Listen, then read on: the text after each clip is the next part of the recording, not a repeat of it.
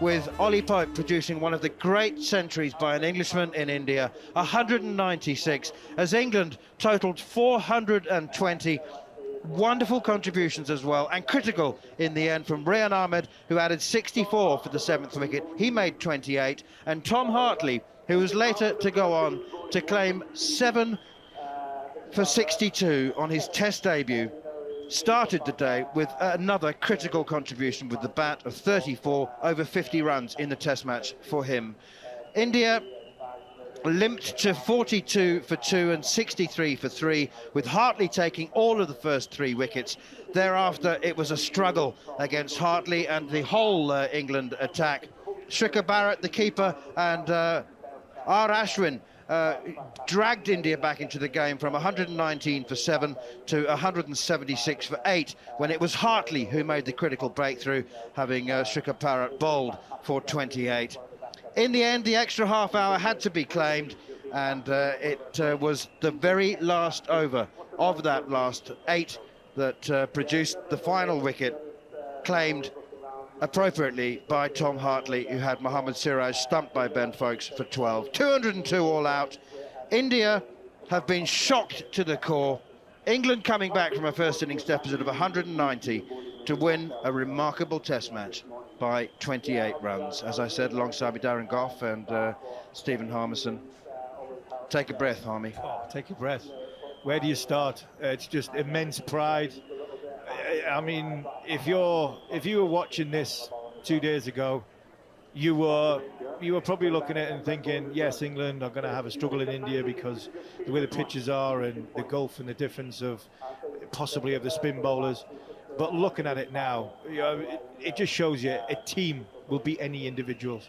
And I thought in that 3rd innings, India were a group of individuals. I thought Rohit Sharma's captaincy wasn't up to the standard. I thought the bowlers were scratching their heads looking as to their leader, and he wasn't leading because that was the way England played as a team. I thought they were absolutely magnificent throughout that second half of that Test match.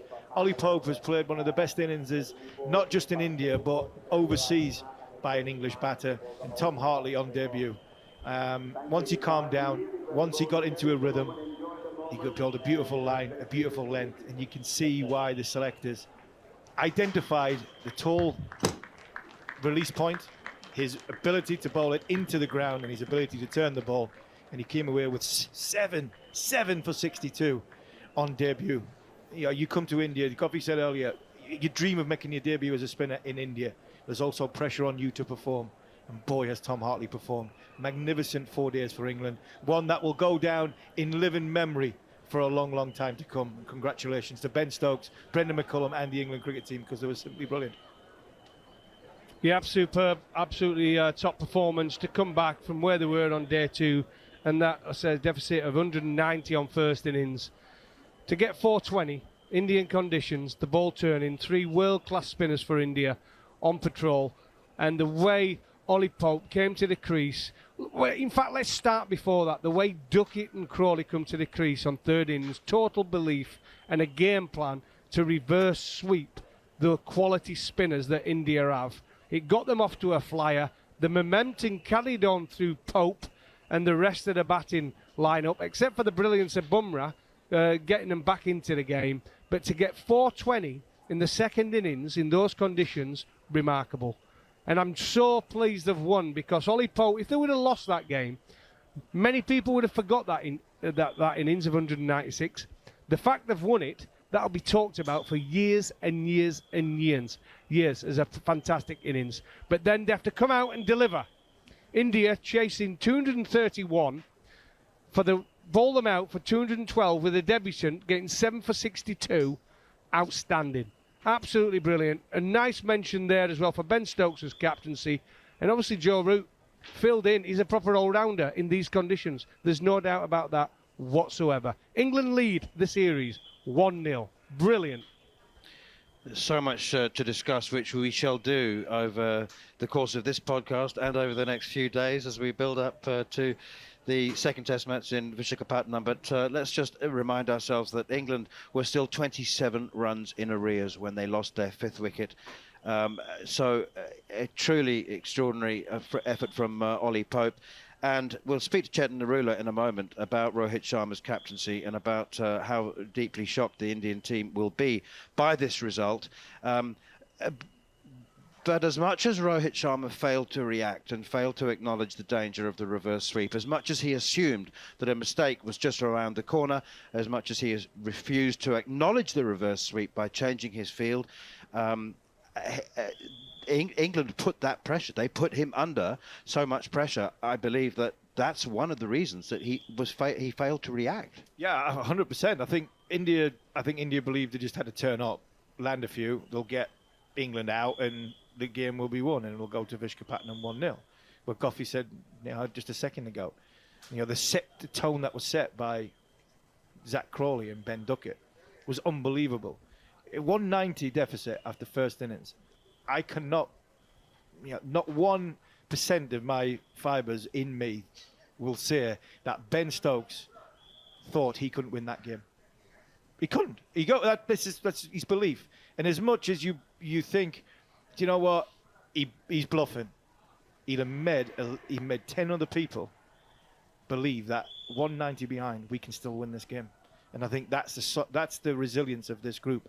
I think even at halfway, and it sounds stupid to believe that you could win from 190 behind. I don't even think that Ben Stokes was saying to the players, we are going to win, when people are looking at him going, yeah, righto. I think every single one of them would have been going, yeah, we're going to win. We know how to win this game from here. We are going to win. And that's where they've changed. They've raised the bar so much in such a way where they know how to put pressure on the teams. Forget the scoreboard.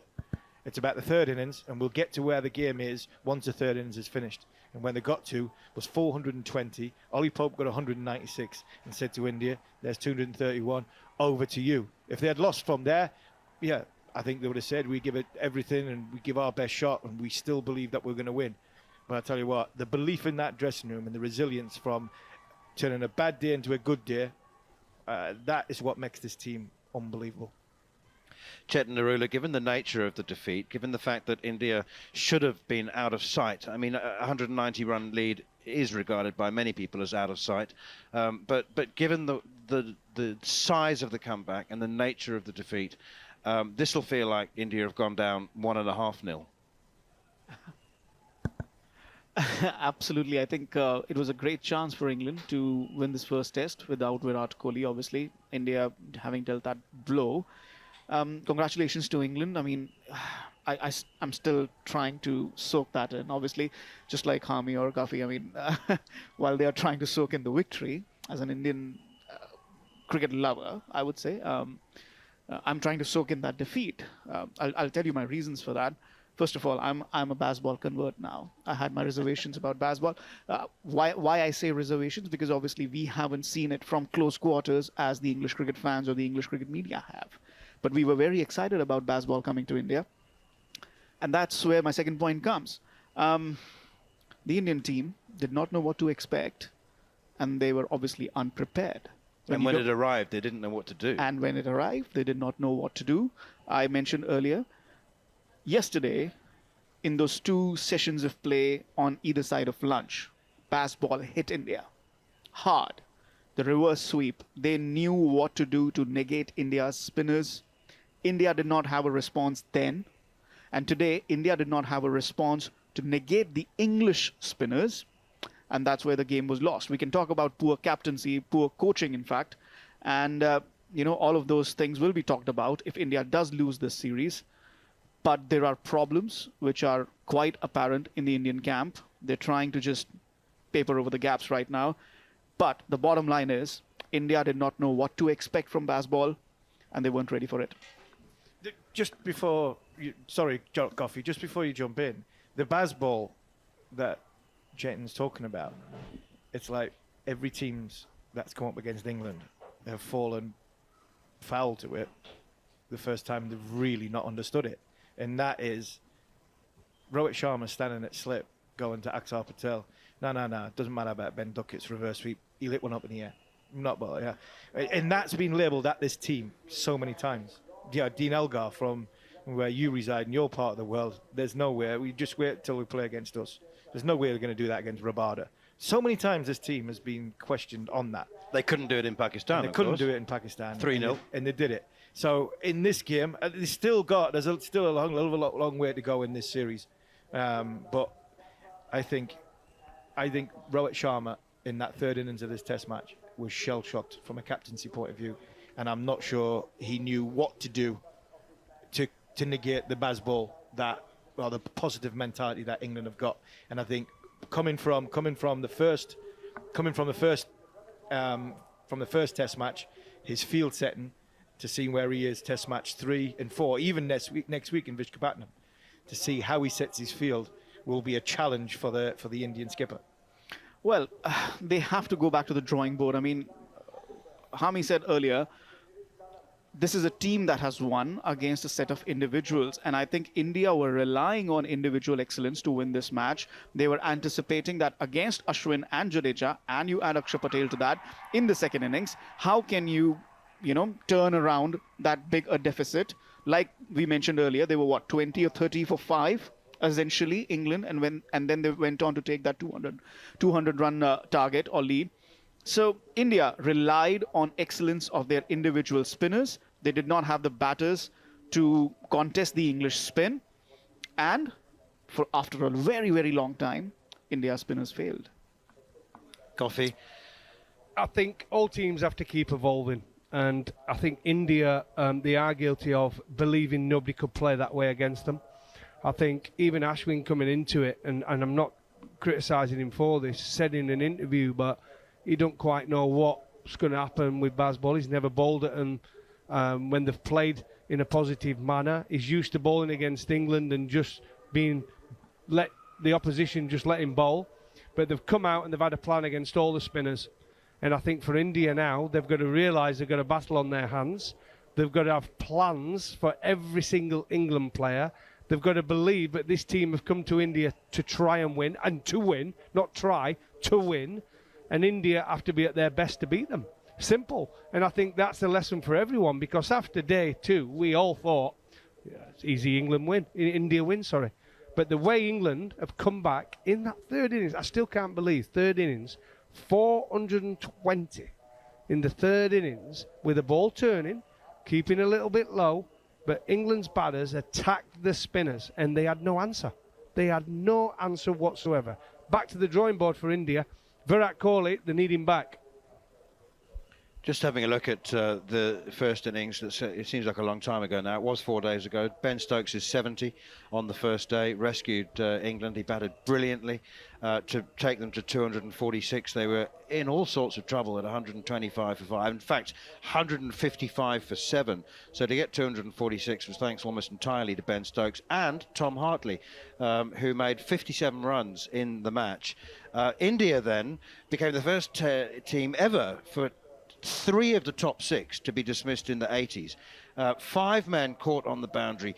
I know that Chetan Narula and many other Indian fans were very critical of the sloppiness and the failure to reach 3 figures, particularly from KL Rahul, who pulled a long hop from Hartley out to deep mid-wicket, and then Ravindra Jadeja being dismissed for 87. But still, the lead was 190. That has always been enough. In every Test match in India where they've had a lead of 190, they've won. Yeah, it's mind-boggling, isn't it? Honestly, it is. It's mind-boggling to sit here now and digest that England have won this Test match. To get your head around the fact that England have won this Test match from 190 runs behind is frightening. It is. It's frightening to think that India didn't lose this. I think England have won it. England have won this Test match, and you can look at whenever you look at a result, you can pick passages where you go, well, they lost it there, or they won it there, or this team just grabbed the game by the scruff of the neck and they won it. I think England went on to win this Test match, and I think India, you know what? I think they were shell-shocked in that middle period. And they didn't have the answer. They're going to have to get the answers very, very quickly. It'll be different in Visakhapatnam, yes, and it'll be different as Virat Kohli comes back and 1 or 2 others. But I think there's a seed of doubt now, not only in the bowlers' minds, more importantly, there's a seed of doubt in the minds of Rohit Sharma. Just one quick one on, if you want to pick one moment for me, which was, besides the brilliance of individuals throughout the game, the one moment that was the biggest game changer for me was the drop catch. The drop catch, Axar Patel. Dropping Ollie Pope, it was a sitter, and he dropped it, and we scored loads of runs after that, and that has cost them in the end. It's cost them. They would have been chasing 175, 185. Instead, they're chasing 230. Might have been chasing less.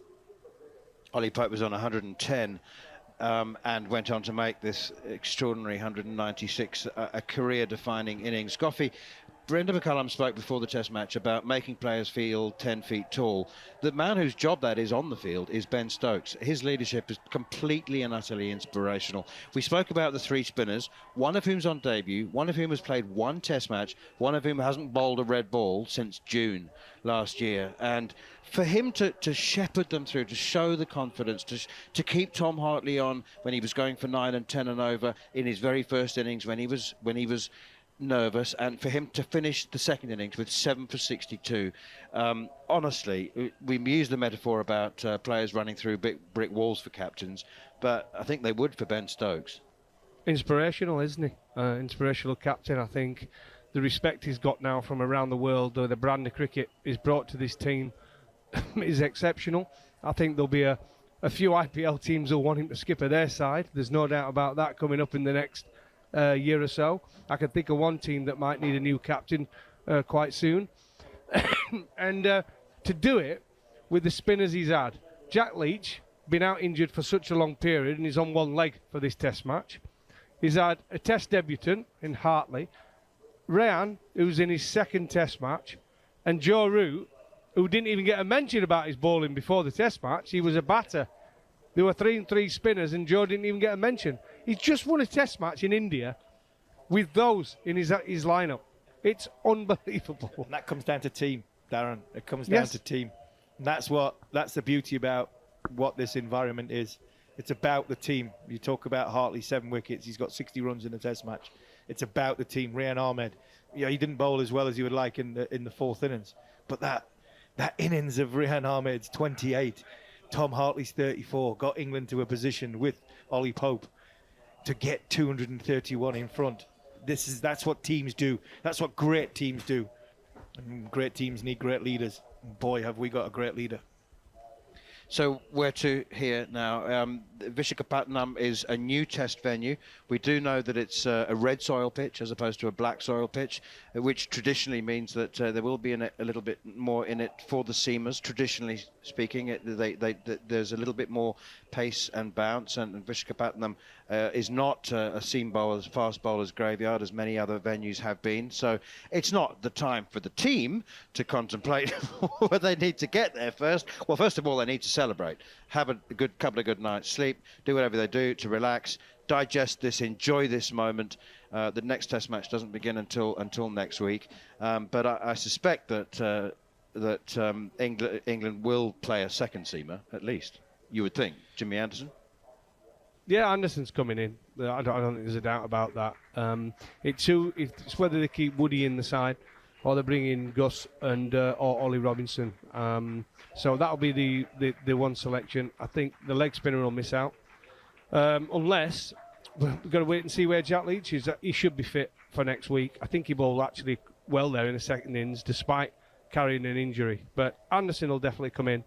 And then it's just how Woody rocks up for the second Test match. I know it's not. He's got an extra day off now, hasn't he? So he hasn't took a wicket this game. So it's whether they just keep freshening it up. Yeah, I'd agree with that. I'd look at definitely bringing Anderson in. Will it be the leg spinner? I think it probably will be, as much as I think Ben Stokes likes having Rayan Ahmed in the team. And he's tried to back him. He tried to get him a wicket there at the end there. But I think 2 and 2 probably looks as though it's Hartley and Leach if fit going into Visakhapatnam, and it's whether Mark Wood can get through back-to-back Test matches. He's put a shift in here. I know he hasn't bowled as many overs, but he's worked very, very hard in the overs that he's worked. It's whether they go Atkinson or they go Robinson and go sort of 2 containing bowlers. That's not what I think Ben Stokes was looking for when the group was picked, but I think if Mark Wood's fit and can go again, I think I would roll them out again, especially 1-0 up. And confirmation, by the way, that Ollie Pope has been named the player of the match. Let's talk about, until we hear from ourselves, from Ben Stokes and from Ollie Pope, just a quick look at some of the players whose names won't be in the headlights. But the opening partnership of Crawley and Duckett, they made flying starts in both innings. And I just wonder, I mean, they didn't put on 100, but they did put on 55 in flying fashion at 6 and over in the first innings, and then set England up to reach 113 for 1 in the second innings, with Crawley making 20 and 31, Duckett 35 and 47. So they're the kind of frustrating scores that we traditionally say, well, you know, once openers are in, then they need to build on scores like that. But it's the speed at which they score and the positivity with which they start the innings that I just wonder, guys, whether that takes the breath away of the opposition. You know, when, you know, as a fast bowler, you don't want to be going at 6 and over, do you? And then does it give you a little knock? Well, of course it does. We go back in the 90s when you used to rock up against Australia. You knew they were going to come at you when they had Slater and Taylor, or they've had Langer and Hayden.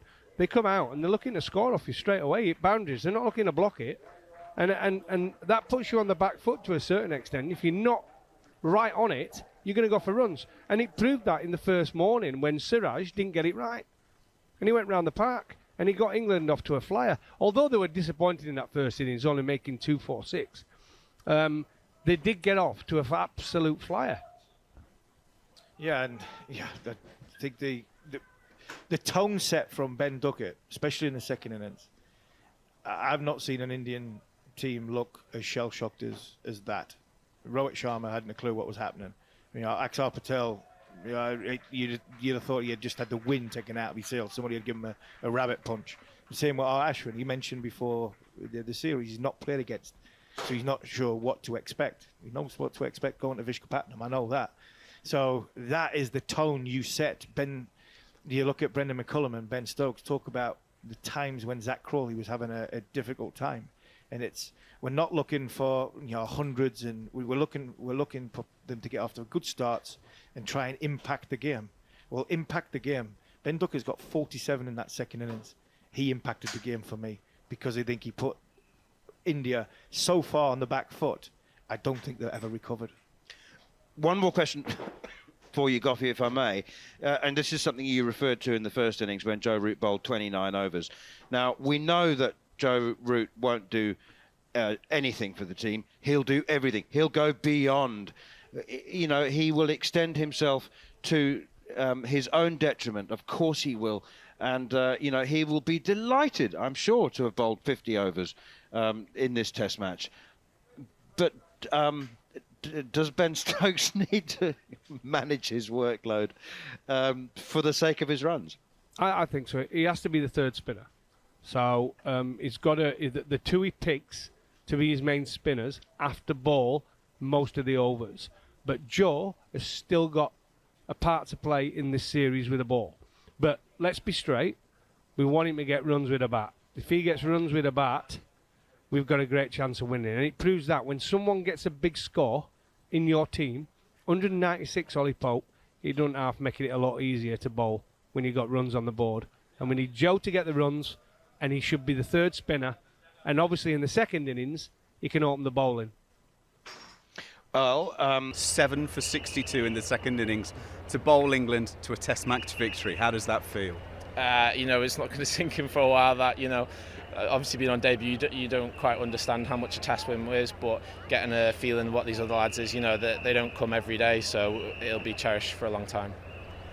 Does the second innings feel even more special because it was hard going in the first innings for you? Yeah, obviously, but, you know, as the game went on, you know, obviously it spun a lot more, which came into my favour, and, you know, it was just a case of being as relaxed as possible, and that comes from the dressing room, to be honest, and I was able to put on a great performance because, you know, they got me in the right mindset. Obviously, tough start, and that was a tough first innings, to be honest with you. You know, I was a bit down, but, you know, the boys got around me, and, you know, I was able to do that because of them, to be honest. Can we wind the clock back about 5 days before the start of the game? You obviously got told you were playing a couple of days beforehand and told you would bowl the first over, you know, the opening over.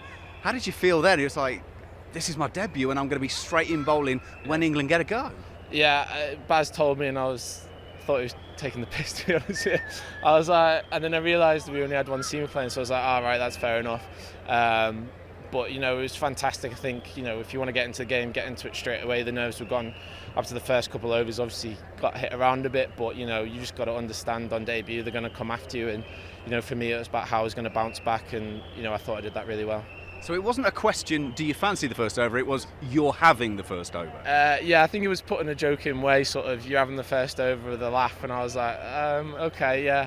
But, I've done it in white ball cricket before, so it's nothing different for me. Let's look at the match itself. After the first innings, England are down by 190. If we're honest, no one really thought that they would maybe win, but let's be competitive, let's take a few with us. When did you genuinely start to think, boys, this is on? Yeah, when Popey probably got around 100s, and we were probably about 30 behind, about 5 down. We sort of like Stokes, just got out, and you kind of tell like, can we survive the day, whatever. But no, watching Popey bat like that gave us so much confidence, and then gave us tail enders really an idea of how to go about it with the sweeps, the reverse sweeps, and he was fantastic, to be honest with you, and he really deserves everything he's going to get this series. It's been a crazy day, but it felt the adrenaline was just building and building and building, and it was a case of when, not if. That must be an incredible feeling to be out on a field knowing that. Yeah, there's always so much confidence around the group, and when we got that 2 in the over, I was like, this is on here, whatever they needed, 200 and something, it was going to be such a tough score, and I think that showed how well Popey played, to be honest with you.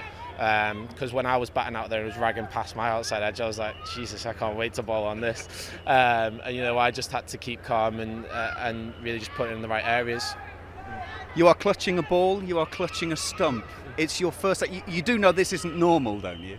Not yet, but probably when I get the next test, we'll do, yeah.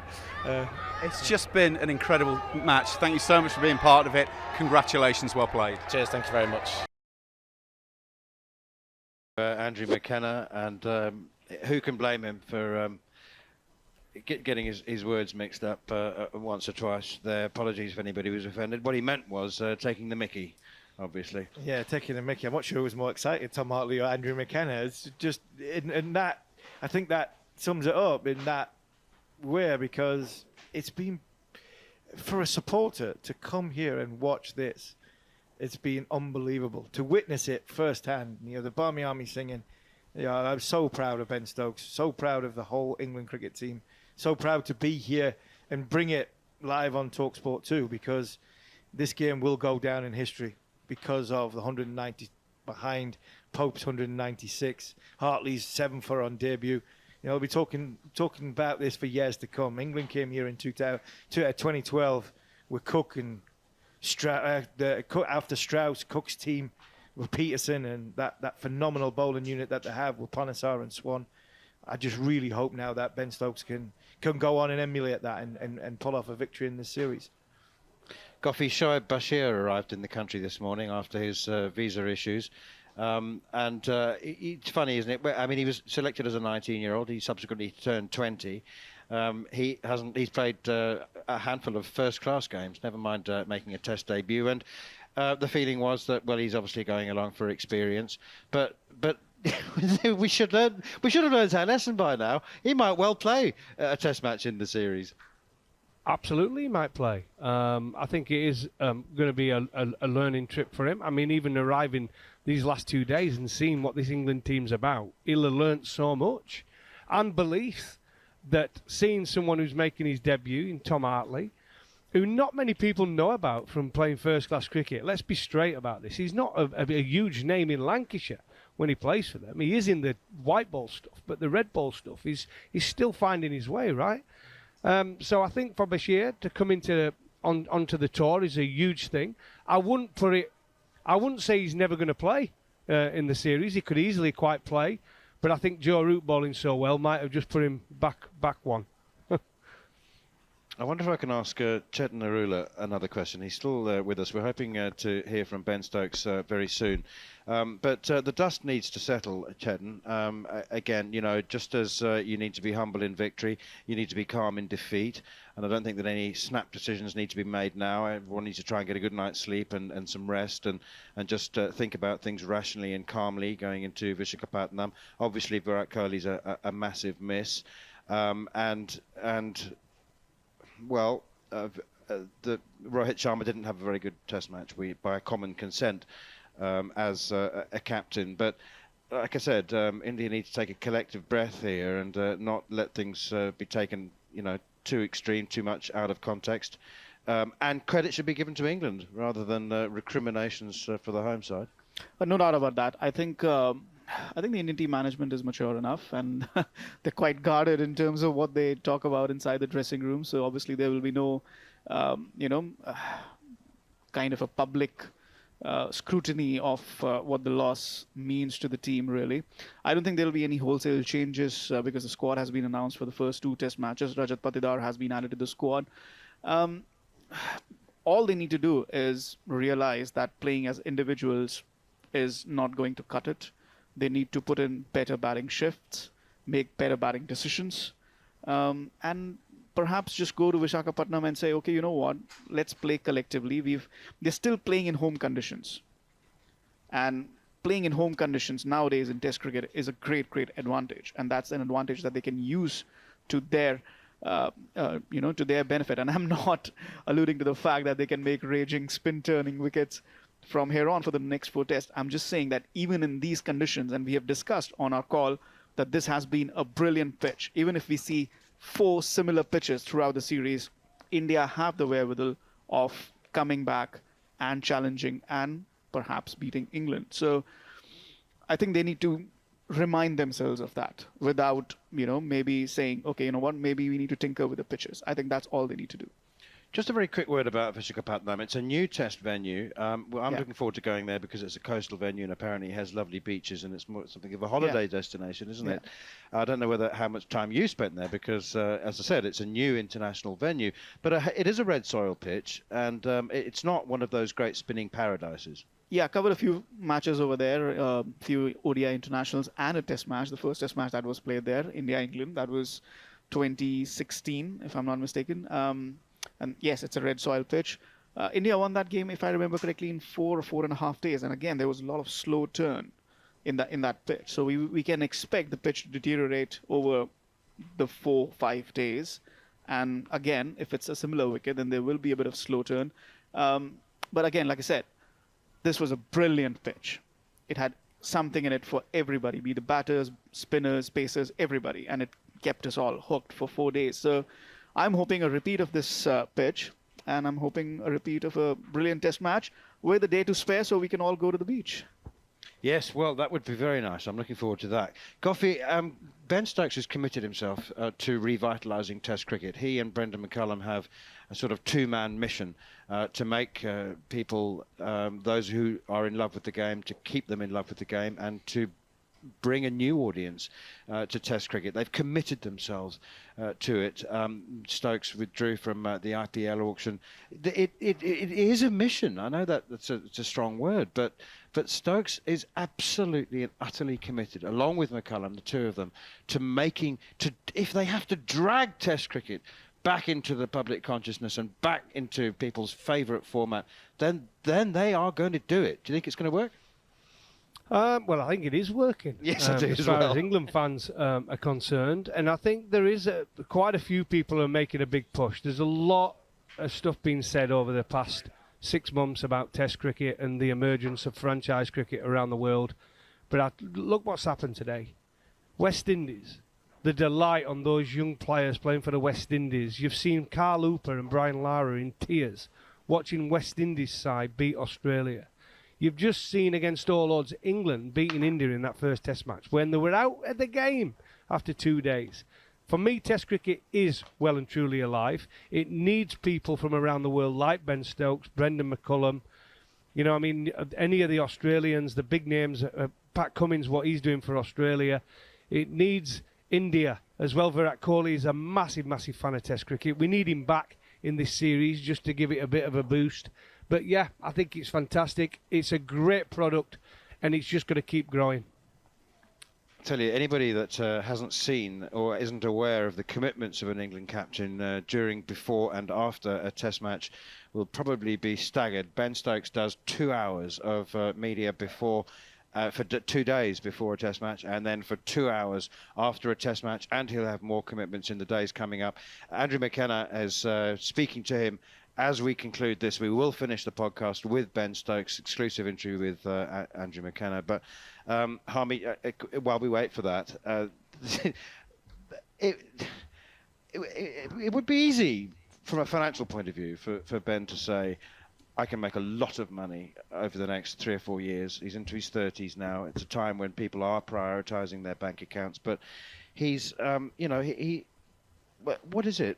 I mean, is he saying there's only so much money a man can spend, or I'm doing okay? The ECB have looked after him, obviously, but this mission, this drive to devote his career at this stage, maybe the rest of his career, to Test cricket is extraordinary. Yeah, it is extraordinary, and I think you've got to have a passion and a love for the game of Test match cricket, like he has, like Joe Root has, to prioritise. And he could, you're right, he could go off and play around the world in the white ball format, like 1 or 2 others have. I think he's earned the right to do that from a career point of view, and the numbers that he's had in Test match game, and say, right, I'm going to go off and milk it like 1 or 2 others have done. But you see Mark Wood, another one. The question about his body. He wants to play Test cricket. He's just shown you that on a flat one here. He could easily go down the white ball route. Joe Root, the brilliance of Joe Root, 135 Test matches. What he gives to this team, like you said before, he doesn't give everything. He goes beyond everything to give for this cricket team. These guys want to play Test match cricket. They want to raise the bar of Test match cricket. They want Test cricket to be played and loved all around the world.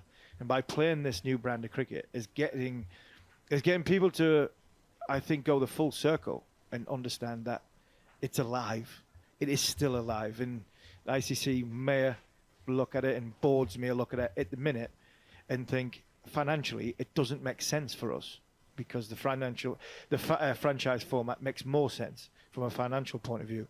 When you have Test matches like this, and the one that you had at the Gabba, and you have it talked about the way it's been talked about at this minute in time, because this is just the start. This is the start. This is 1 Test match out of 5. India have got to come back. So if India come back strong, boy, we're in for some great days in Test cricket. So from that point of view, I think Test cricket is still alive. And while you've got the names that Gough mentioned before wanting to play Test cricket, then you might see other boards start playing more than just 2 Test matches in a series. Very quick question for both of you, just as we wait for Macca to conclude his interview with Ben Stokes. You've both experienced some remarkable highs in your Test playing days. The 2005 Ashes and many highlights of your own, Goughy. How does watching a game like this, a decade, slightly more in your case, Goughy, after your own playing days, how does it compare? How does the thrill and the enjoyment compare to some of the highs of your playing career? Absolutely. I love watching England win in any sport, but it's the sport you played and loved, and then to see a performance like that when you're totally against it, and seeing individuals come into the team living their dream. Everybody wants to play. If you're playing sport, you want to play for your country at the highest level. You dream of it, and then you get to live that dream by playing.